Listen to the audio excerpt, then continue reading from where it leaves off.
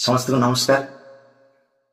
समस्त जानते आज दीपहर 2टार आज board of secondary Odisha annual SSC examination 2025-26 शिक्षा वर्षर क्लास 10th रो रिजल्ट पब्लिश होती। तो आज आम स्कूल रो रिजल्ट पिला माने केमिति रिजल्ट करछंती सेटा को पब्लिश करबा को जावछि।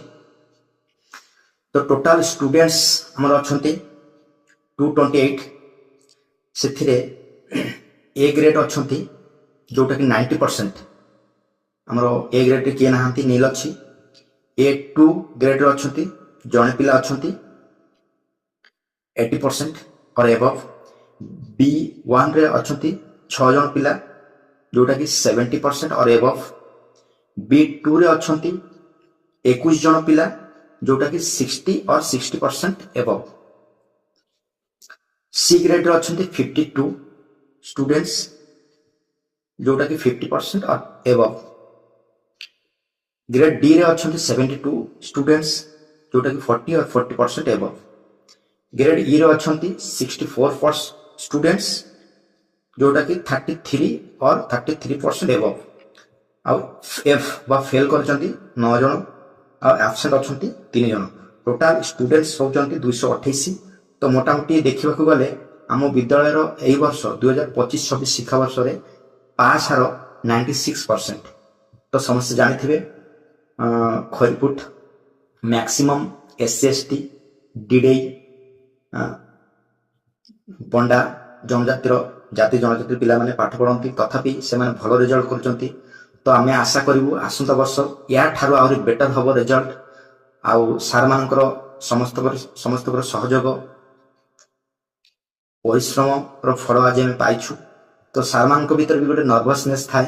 पिला माने तो नर्भसनेस थिले आमे जानि पारु किंतु सार मान भी मध्य गोटे नर्भसनेस थाए नाइ आमे सेटा देखि पारुनु। घर जमती फैमिली रे बापा नर्भस हेले छुआ मान को देखंती नाइ काहेकि ना यदि बापा माँ जदि नर्भस हो जिवे डरी जिवे भय पाई जिवे तो छुआ माने ताकू देखि से माने आउरी नर्भस हो जिवे। तो सेति आमे नर्भस थाउ किंतु पिला मान को देखाउ नाहु।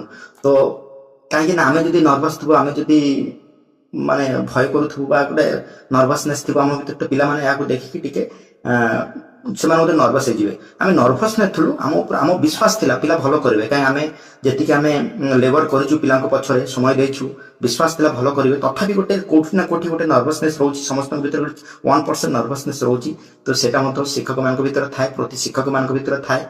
तो आमर मत थिला तो तथापि आमे पिला मान को देखिनु जाओ आज खुशी लागुची माने फल भलो हेची। आमे जहा कले मत जना पड़ुनी किंतु फल जदि भलो फले तो सेठी कष्टटा जना पड़ेनी।